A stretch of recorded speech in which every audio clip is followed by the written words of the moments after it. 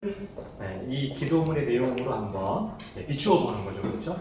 네, 그리고 이 기도문의 내용 가운데 내 삶에 이루어진 것은 감사의 제목으로, 아주 이루어지지 못하고 있는 것은 회개의 제목으로 찾는 다니엘 기도 감사 회개 찾기가 그리스도 제자 훈련의 핵심적인 내용 중에 하나입니다. 우리 아침 기도 한번 같이 읽어볼게요.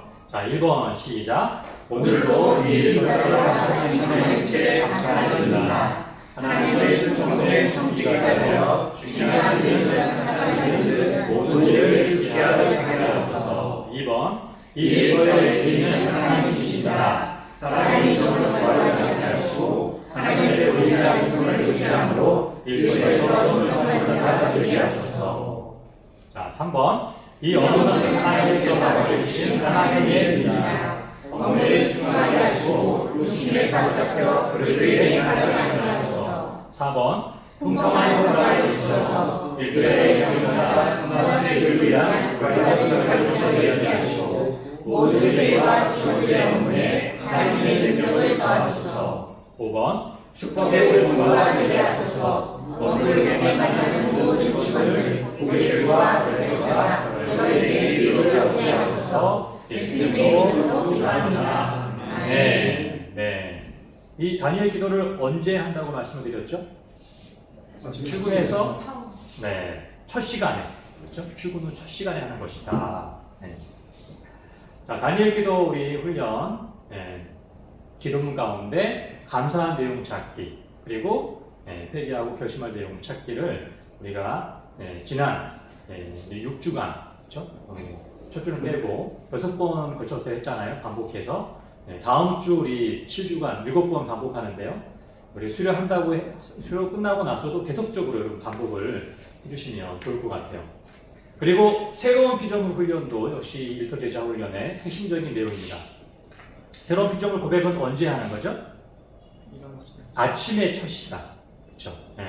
하루의 첫 시간이 그 아침에 첫 시간에 거울을 볼 때 하나님 앞에서 내가 고백하는 것이죠. 나는 그리스도 안에서 하나님이 보시기에 어떤 존재라고요? 신이 좋은 새로운 피조물이다. 그렇죠? 그 고백을 하고 또 이 새로운 피조물의 고백이 내 안에서 넘쳐나면 다른 사람도 그런 축복의 눈으로 바라보고 축복의 또 그런 우리가 격려를 할 수 있다는 말씀을 드렸죠. 자, 새로운 피조물 아침의 첫 시간에 우리가 하나님과 함께 동행하기 위한 굉장히 중요한 신앙 훈련입니다. 같이 한번 고백해 보겠습니다. 나는 시작. 나는 그리스도 안에서 하나님이 보시기에 신이 좋은 새로운 피조물입니다. 네. 자, 우리 옆 사람 향해서 당신은 시작. 당신은 그리스도 안에서 하나님이 보시기에 신이 좋은 새로운 피조물입니다. 네. 축복의 박수. 자, 오늘은 우리 5과 22페이지의 일터 문화에 대한 성경적 대안입니다. 일터 문화에 대한 성경적 대안. 자, 먼저 이 일터 문화에 대해서 크리스천의 이 반응이 세 가지가 나와 있는데요. 여러분 이제 이 교재 좀 펴보시면 우리 2번 문제 23페이지 이 경리적 문화관의 첫 번째 반응을 좀 설명을 드리면요. 이 경리적 문화관은 이 그림에서 보다시피 종교적인 영역은 거룩한 곳이다. 그리고 주중에 보내는 일상의 시간은 세속적인 것이다. 한마디로 거기는 가면 안 된다.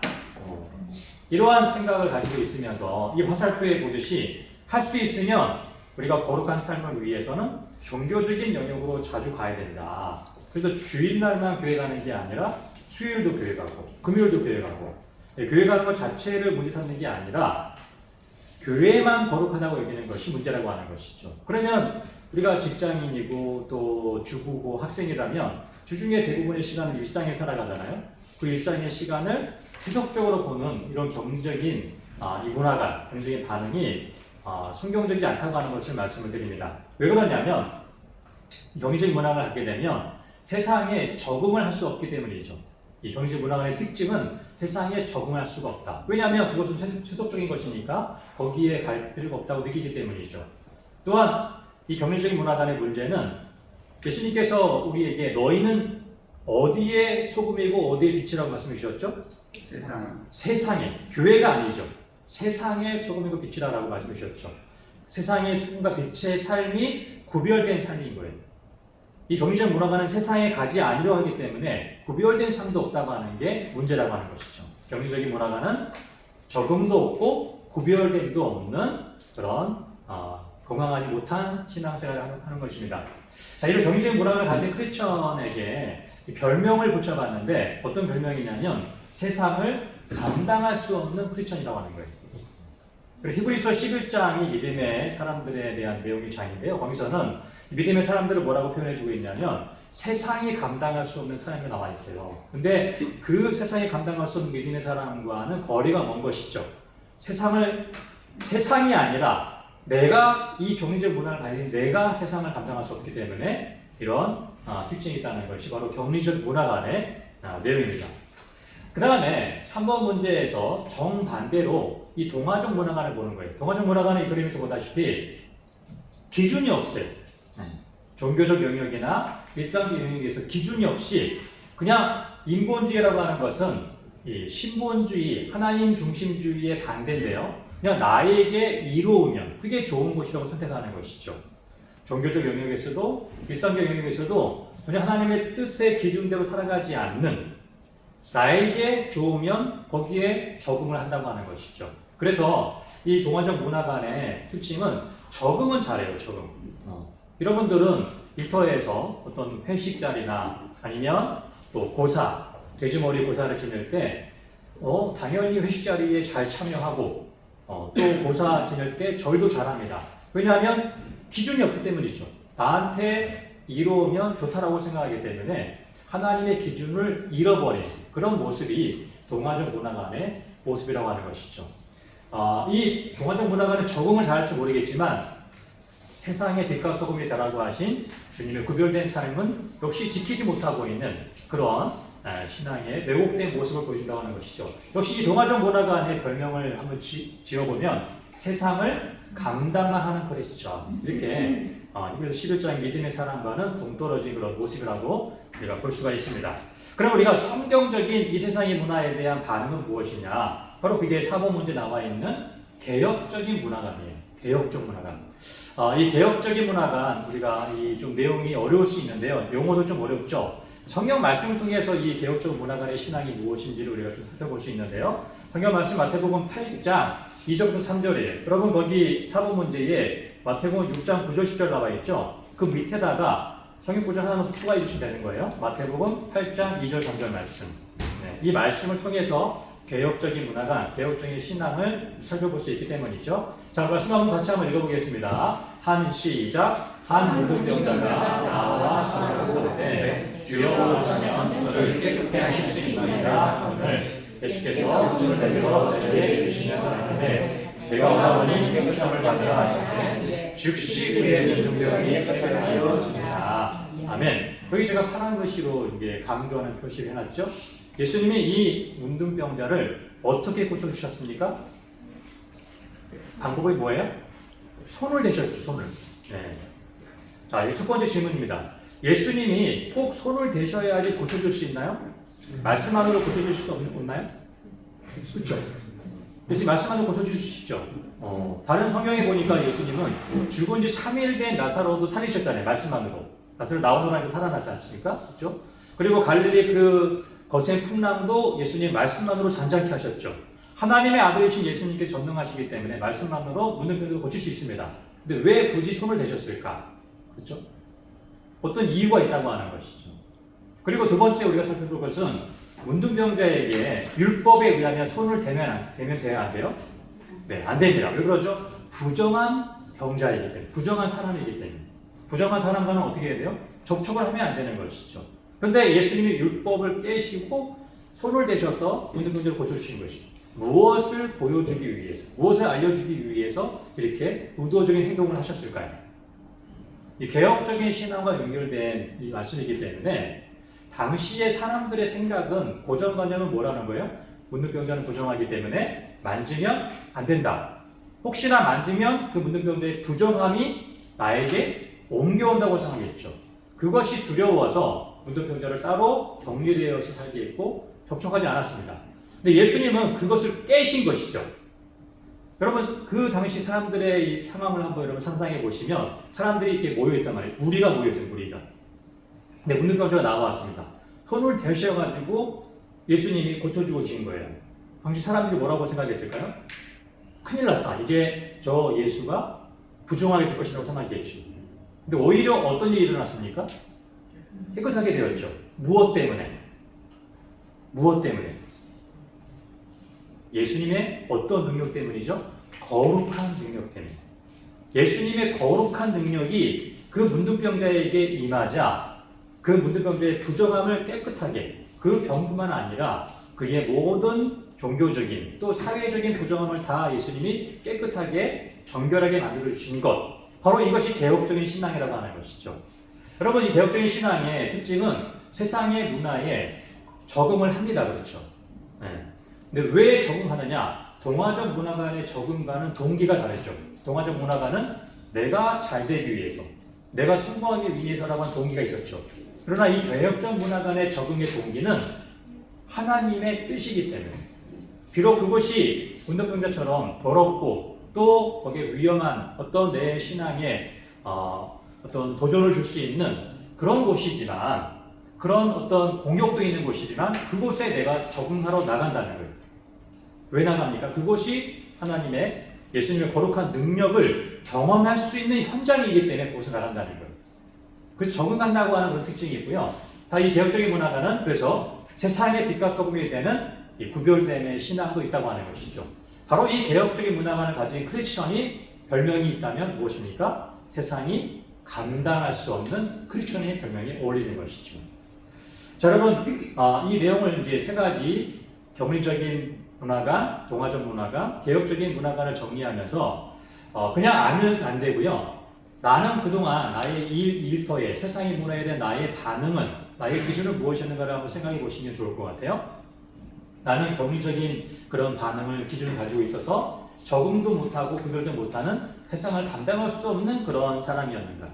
아니면 동화적인 문화관을 가지고 있어서 적응을 하지만 이 세상의 빛과 소금에 구별된 삶을 없는 세상을 감당만 하는 그런 사람이었는가?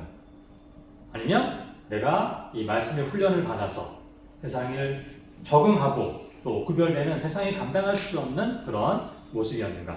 혹시 여러분이 격리나 동화에 지금까지 그런 삶의 기준이었다면 이 일터 제자 훈련을 통해서 이 성경적인 문화관의 이 내용을 우리가 배움으로써 개혁적인 신앙의 기준으로 나가는 것이죠. 자, 여러분 여기서 한 가지 정리하겠는데요. 이 크리스천 문화 개혁자, 크리스천으로서 이 문화를 개혁하는 사람을 크리스천 문화 개혁자라고 그래요. 근데 우리의 힘으로 안 되죠. 어떤 하나님의 말씀에 그 무장하는 말씀으로 우리가 될 것이냐. 그렇죠. 문화 개혁자가 되기 위해서는 우리가 무장해야 될 말씀이 있는데 그 말씀 첫 번째가 무엇이냐면 예수 그리스도의 거룩한 능력이라고 하는 거예요. 근거 말씀 마태복음 8장에 문둥병자를 고치시는 그 내용이죠. 여러분 이것을 여러분 이제 좀 이따 소그룹에서도 다시 한번 살펴보시고 또 여러분 지금 핵심적인 내용이 바로 이 내용이에요. 그렇죠. 문화를 우리가 세우는 개혁과 건축과 또 이런 변화시키기 위해서는 말씀으로 무장되어야 된다. 그 말씀 구체적으로 무엇이냐? 첫 번째 말씀이 예수님의 거룩한 능력으로 우리가 무장해야지만 이 세상의 문화에 우리가 넘어가지 않고 거기에 우리가 동화되지 않고 오히려 개혁시키고 변화시키는 예수님의 군사로서 제자로 살아가겠다는 것이죠. 첫 번째 중요한 내용이었고요. 자, 그럼 두 번째 우리 이제 5번 질문에서 예수님의 대제사장적인 기도의 내용을 살펴볼 수 있습니다. 자, 이 말씀이 이 크리스천 문화관과 어떤 관계가 있는가? 먼저 우리 말씀을 같이 한번 읽어볼게요. 내가 배우는 것은, 자, 시작. 내가 배우는 것은 그들을 세상에서 데려가시기를 위함이 아니며 다만 하게 빠지지 않게 되시는 위함입니다. 예수님의 대제사장적 중보기도의 내용 중에 하나인데요. 이 기도의 내용이 무엇입니까? 예수님께서 우리가 죄악된 세상에서 살아가지만, 그렇죠? 살아가지만 악에 빠지지 않고 구별되도록 기도해주고 계신다고 하는 것이죠. 이 말씀이 바로 우리가 무장해야 될 두 번째 말씀이라는 거예요. 우리가 어떻게 이 세상에 더럽고 또 강력한 이 죄악된 문화 가운데서 거기에 넘어지지 않고 오히려 그것을 변화시키는, 개혁시키는 그렇죠. 문화 개혁자가 될 수 있느냐? 무장의 말씀 두 번째가 무엇입니까? 예수님의 대제사장적 중보기도의 말씀으로 내가 무장할 때 그것이 가능해진다는 말씀이시죠. 그래서 요한복음 17장 말씀을 근거로 해서 그렇죠. 문화 개혁자가 되기 위한 두 번째 무장의 말씀은 예수님의 대제사장적 중보기도다. 두 번째 중요한 내용이었습니다. 자, 그리고 하나만 더 정리해 볼게요. 자, 7번 문제에서 이 마태복음 5장에 이 세상의 소금과 빛의 말씀이 나와 있죠. 너희는 세상의 소금이니 또 세상의 빛이니. 여러분 여기서 이 소금의 역할이 무엇일까요? 소금의 역할. 보통 이 말씀을 보지 않고 물어보게 되면 뭐 부패 방지 이런 것들을 얘기하시는데 이 마태복음 5장에서는 짠맛을 내는 소금의 역할을 강조하고 있습니다. 여러분 이 소금이 짠맛 내는 유일한 물질이죠. 그러므로 이 소금의 역할을 한다고 하는 것은 꼭 필요한 존재가 되는 것을 말하는 거예요. 내가 어디 가든지 꼭 필요한 존재가 된다. 그리고 이 빛의 역할은 성경 말씀에 나와 있어요. 너희의 착한 행실을 보고 착한 행실이죠. 이 착한 행실은 그냥 내가 도덕적으로 선하다는 것이 아니라 하나님의 성품을 드러낸다는 것이 착한 행실이에요. 하나님의 성품 어떤 것들이 있습니까? 사랑의 하나님, 그렇죠? 또 거룩하신 하나님, 오래 참으시는 하나님, 또 하나님의 거룩한 정의의 하나님, 그렇죠? 공의의 하나님. 이런 성품들을 어디서 드러낸다고요? 세상과 일터에서. 그게 빛의 역할, 착한 행실이라고 하는 것이죠. 근데 여러분 중요한 것은 너희는 세상의 소금이니, 소금이 앞으로 될 것이라가 아니, 노력하면 될 것이라가 아니죠. 이미 소금이라고, 이미 빛이라고 선포해 주시죠. 너희는 이미 세상의 소금이다. 너희의 존재, 정체성 자체가 이미 빛이다라고 예수님께서 우리에게 선포해 주시는 거예요. 그래서 이 세 번째, 우리가 무장해야 될 말씀 세 번째 여기에 있습니다.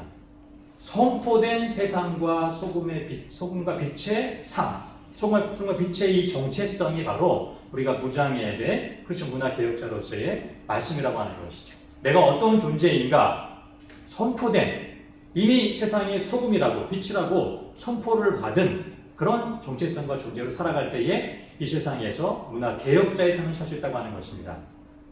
여러분 우리가 무장해야 될 말씀 세 가지 기억나십니까? 첫 번째, 마태복음 8장에 예수님의 거룩한 능력, 문득부자를 고치시는 거룩한 능력.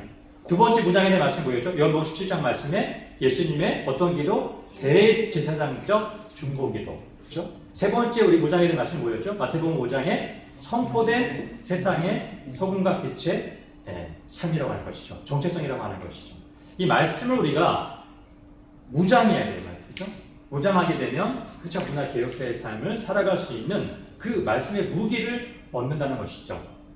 자, 이제 구체적으로 들어가서 여러분 9번 문제 먼저 약간 건너뛰게 되면요. 이 회식 문화에 대한 성경적인 해결책 대안이 무엇인가를 이 문제에서 좀 정리하는데요. 여러분 회식 문화에 대해서 먼저 우리가 알 것은 성경 말씀을 우리가 통틀어서 보게 되면 술 자체를 죄로 여길 필요는 없습니다. 왜냐하면 술도 하나님 만드신 것이죠. 하나님 창조물이에요. 그래서 술 자체는 죄로 여길 필요가 없으나 그러나 술이 죄악의 문화, 죄악의 도구가 될 수 있다는 사실을 우리가 좀 경고를 해야 되겠죠. 그리고 특별히 굉장히 중요한 우리가 이 기준인데요. 내가 회식 자리에 가는 그 술자리에 예수님이 함께 앉아 계신다고 생각하면 우리가 함부로 행동할 수가 없겠죠. 네. 자, 그러면 우리가 구체적으로 그냥 안 마시는 수동적인 자세가 아니라 적극적으로 이 회식 문화의 개혁자가 되기 위한 그 구체적인 적극적인 방법이 무엇이냐? 먼저 우리가 이 회식하는 술자리에 참석을 해야 됩니다. 피하면 격리적인 문화관이 되는 거죠. 참석을 해야 돼요. 그게 개혁적인 문화관이죠. 하지만 구별된 삶을 위해서 그 회식 자리에서 술을 마시지 않는 것이죠. 그리고 사람들의 그 회식 자리에서 대화에 참여하고 사람들을 돌봐주는 그런 구별된 모습을 할 수 있는데 구체적인 방법이 무엇이냐? 제가 몇 가지 예를 들어놨어요. 음료수를 준비한다. 콜라와 사이다 같은 그런 음료수죠, 그렇죠? 테이블에 소주, 맥주밖에 없으면 선택이 그거밖에 없잖아요. 그런데 내가 어떤 제안을 해서든 실제 어떤 회사의 직원은 이 음료수 준비하자고 했더니 팀장이 뭐라고 했냐면 우리 회식비도 없는데 무슨 음료수냐? 안 된다고 했어요.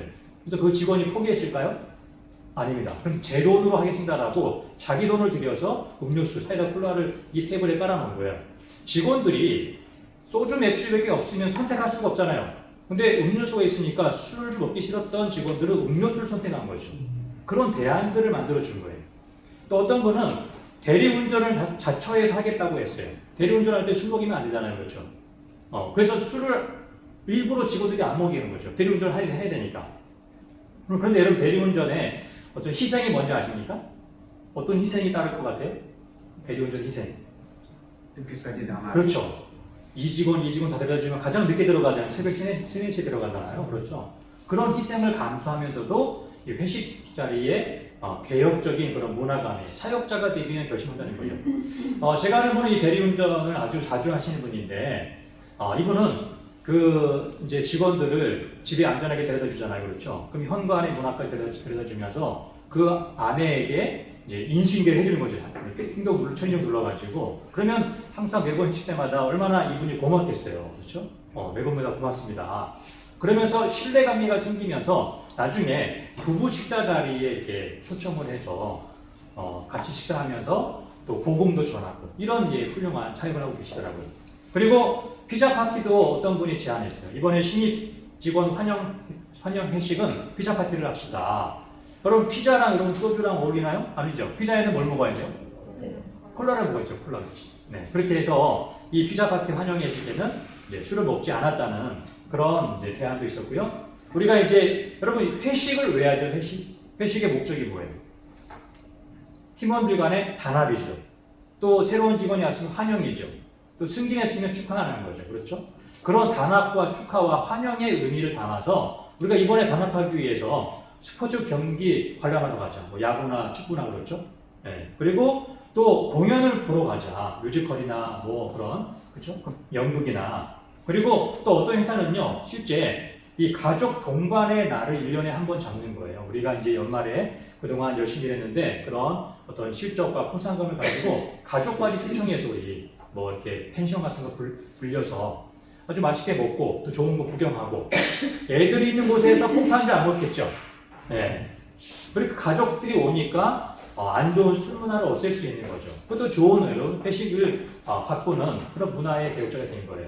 물론 우리가 중국 상황은 좀 다를 수 있겠지만 여러분이 이 회식의 문화에 대해서 개혁적인 그런 대안을 한번 마련해 보시면 좋을 것 같습니다. 자, 그 다음에 또 우리가 이 10번 문제로 연결되는데요. 이 우리가 문화적인 갈등 가운데 하나가 또 뭐냐면 주일 성수예요. 주일에 이제 나와서 일하는 그런 문제죠. 또 특별히 주일날 일하는 업종들도 굉장히 많이 있거든요. 어떤 업종들이 있을까요? 주일 일하는 업종들? 호텔, 병원, 그렇죠? 또 이제 운송, 또 이쪽 서비스업, 다 식당도 마찬가지로 다 일을 해야 됩니다. 그런 이제 주일 일하는 업종, 주일날 또 이제 뭐 당직이나 그런 걸렸을 때에 어떤 성경적 기준을 가져야 되느냐? 여러분 우리가 주일 성수에 대해서 율법적인 주일 성수를 하면 안 되고요. 복음적인 주일 성수를 해야 돼요. 그것이 무엇이냐면 여러분 갈라디아서 5장 1절에 보니까 같이 한번 읽어볼까요? 그리스도께서 시작. 그리스도께서 우리로 자유케 하려고 자유를 주셨으니 그러므로 그리스도께서 다시 종의 멍에를 매지 말라. 여러분 이 말씀이 무엇입니까? 다시 율법의 멍에를 매지 말라고 하는 것이죠. 주의를 지키지 않으면 마치 안식을 계명처럼 하나님께 죄를 짓는 것으로 보지 말자고 하는 거예요. 이제는 더 이상 율법으로 우리가 하나님께 의롭게 되는 그런 이제 율법으로 의를 얻는 것이 아니라 오직 예수님의 십자가의 죄 용서의 복음을 통해서 우리가 의를 얻기 때문에 하나님 자녀가 되기 때문에 다시 율법의 종의 멍에를 매지 말라고 사도 바울이 우리에게 권면을 해주는 거예요. 그런데 이 자유함의 복음을 얻다 보니까 또 어떤 사람은 이 5장 13절 말씀으로 편안의 덫으로 또 빠지는 사람이 있어요. 한번 읽어볼게요. 형제들아 시작. 형제들아 너희가 자유를 위하여 부르심을 입었으나 그러나 그 자유로 육체의 기회를 삼지 말고 오직 사랑으로 서로 중보하라. 네, 이 복음으로 자유를 얻었는데 그 자유를 어떻게 합니까? 육체의 기회, 즉 내 육체의 편안함을 추구하는 거예요. 예를 들어서 어떤 분은 주일날을 내가 예배를 드려야 되는데 육체의 어떤 기회, 육체를 내가 만족하고 싶어. 그 어떻게 행하냐면요. 이분은 아침 7시 가장 일부 예배를 드리러 오십니다. 왜 아침 일찍 올까요? 네, 빨리 예배 드리고 놀러 가기 위해서. 그 주차장에 차 트렁크에는 골프채가 막 거기 실려 있는 거예요. 이분은 자기가 골프 치고 싶은 육체의 그런 편안함을 추구하기 위해서 그 자유를 잘못 사용하고 있는 것이죠. 우리가 이 복음의 이 자유함의 이 기준은 율법으로부터 자유해야 하지만 그것을 또 우리가 너무 편안함으로 추구해서 한다는 것을 우리에게 말씀해 주는 거예요. 여러분 이제 구체적으로 이 주일 예배에 대해서 이 개혁적인 문화 간에 몇 가지 대안은 무엇이냐면 이제 이 주일 근무 바꿔달라고 하는 그런 우리가 요청을 할 때에 당직이 돌아올 때에 내가 주일날은 교회 가서 예배드리고 또 교사나 성가대 봉사해야 되니까 그 다른 직원에게 당직을 바꿔달라고 할 수 있거든요. 그럴 때는 배로 바꿔주는 게 필요해요. 배로 바꿔주는 거. 내가 이거 바꿔주면 다음 당직 내가 2번, 3번 해주겠다. 이런 식으로 내가 할 때에 내가 주일을 귀하게 여기는 마음을 보여줄 수가 있겠죠. 또 어떤 크리스찬 직원은 내가 주일 당직 그런 근무를 떼주면 내가 1년의 나머지 공휴일 당직을 다 그만하겠다. 이런 엄청난 또 희생을 보였던 분도 계시고요. 또 재미있는 사례 중에 하나는 꼭 안 믿는 사람들은 주일날 결혼식을 많이 하잖아요. 그것도 점심 때, 그렇죠?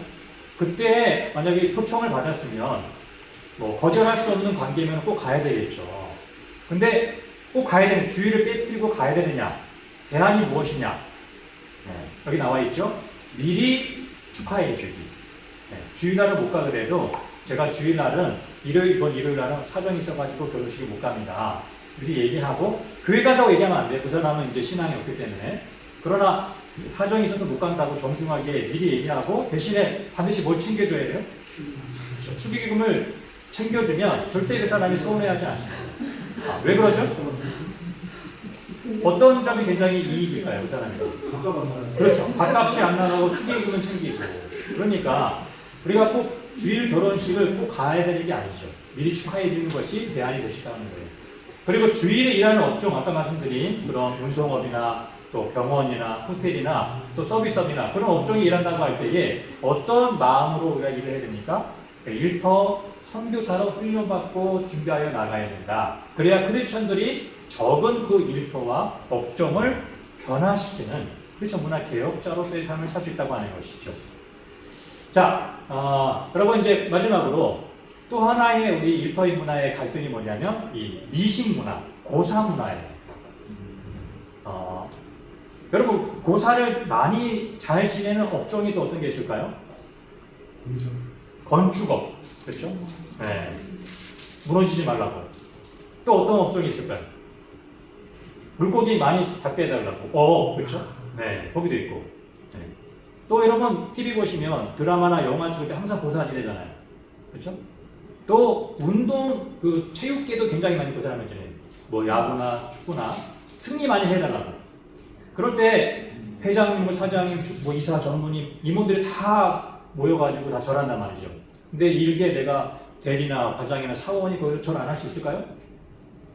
굉장히 부담이 될 수밖에 없겠죠.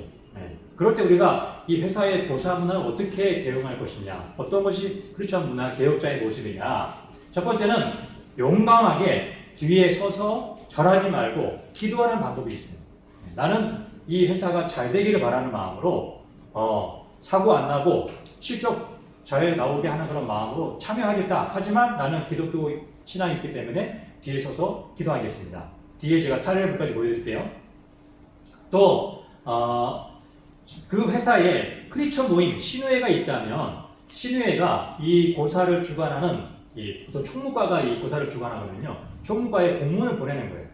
아예 우리가 어떤 그 자리를 하나 마련해 달라는 것이죠. 여기 크리스천들 모임, 그 자리, 그렇죠? 그럼 거기에는 이제 공식적으로 인정받았기 때문에 절하지 않고 그냥 서서 기도하는 것으로 좀 이렇게 인정을 받을 수 있겠죠. 그리고 마지막으로 고사 대신에 예배로 대체하는 그런 대안도 있습니다. 여러분 영화 찍을 때 고사 왜 지내죠? 관객들 많이 오라는 거잖아요, 그렇죠? 똑같은 목적으로 그 물고기를 많이 잡겠다는 목적으로 고사가 아니라 예배로 할 수 있다고 하는 거예요. 여기 대조영 드라마 하나 예를 들어놨는데 실제 이 임동진 그때는 이제 배우면서 그때는 장모님께서 지금 목사님 계셨더라고요. 이분이 이 대조영 드라마 찍을 때 이번에 이 드라마 찍을 때 고사가 아니라 예배를 드리면 내가 출연해주겠다라고 그렇게 조건을 걸었어요. 그때 감독이 실제로 이렇게 허락을 해서 받아들여서 예배드리고 드라마를 찍었다는 그런 사례를 제가 들었습니다. 이거는 어떤 아침 드라마 우리 배우들 또 예배드리는 모습인데요. 자, 여러분 또 어떤 드라마 이제 시작할 때 고사 지내는 이 장면인데 이 여배우가 크리스찬이에요. 다 절하는데 서서 기도하고 있죠. 용기 있게. 이런 이제 크리스찬 문화 개혁자의 모습을 보여줄 필요가 있죠.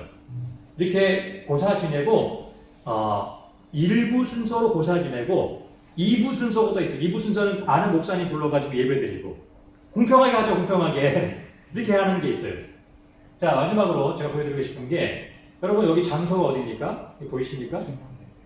네, 동해의 묵호항이에요. 묵호항이라고. 이 묵호항에 지금 뭐 하고 있는 거예요? 풍어 제사가 아니라 풍어 예배를 드리고 있죠. 네, 벌써 몇 회째입니까? 18회째예요. 이 지역 교회가 이렇게 연합을 해서 우리가 이 풍어 제사가 아니라 똑같은 목적으로 풍어라고 하는 목적으로 같이 모여서 우리가 예배드리자. 그리고 끝나고 나서 같이 음식을 나눠 먹고 이렇게 지역의 문화를 변화시킨 그런 내용이죠.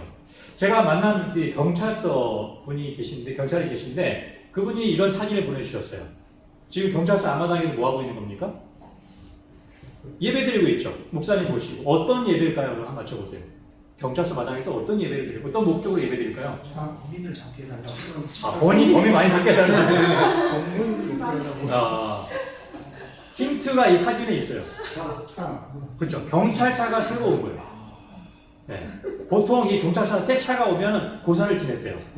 네. 사고 나지 않고 범인 많이 잡게 해달라고. 근데 같은 목적으로 목사님 모시고 경찰서 마당에서 예배를 드리는 거죠. 같은 목적으로 우리가 이 방법을 바꾸는 것이죠. 이것을 우리가 제한할 수 있는 거죠. 근데 여러분 이런 제안들을 할 때에 평소에 일을 잘 해야 되겠죠.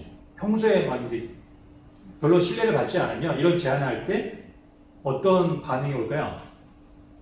너나 잘해라 이런 말을 들을 수 있겠죠. 평소에 그렇게 일을 잘하는 신뢰를 받을 때에 일터의 문화도 바꿀 수 있다는 것을 우리가 알아야 됩니다. 자, 우리 강의를 정리하면서요. 책을 좀 소개해 드릴게요. 우리 이 직장의 문화 가운데 이 다니엘의 일터 문화에 대한 신앙을 좀 여러분 아시기 원하시면 이 직장인은 다니엘처럼 이 책이 있는데 한번 읽어보시면 좋을 것 같고요. 그리고 교회가 꼭 대답해야 될 윤리 문제들, 뭐 제사, 술, 담배, 굿 이런 문제 등에 대해서 또 성경의 기준을 잘 정리한 책입니다. 이 책도 한번 여러분 참고하시면 좋을 것 같습니다. 자, 여러분 이제 우리가 이 크리스천 문화관에 대한 내용을 가지고 각자 여러분이 성경적 기준 다시 한번 우리 조별로 모여서 내용 살펴보시고 그리고 내가 고민했던 그런 회식이나 주일 성수나 또 어떤 결혼식이나 또 장례식이나 또 그리고 고사 이런 기타 여러 일터의 세상의 그런 우리를 넘어뜨리는 문화 가운데 하나님 말씀으로 내가 무장해서 어떻게 그런 문화를 내가 오히려 변화시키는 개혁자의 삶을 살 것인가 이런 내용들을 또 한번 나눠보시면 좋겠습니다. 자, 수고하셨습니다. 감사합니다. 자, 오늘 조 소개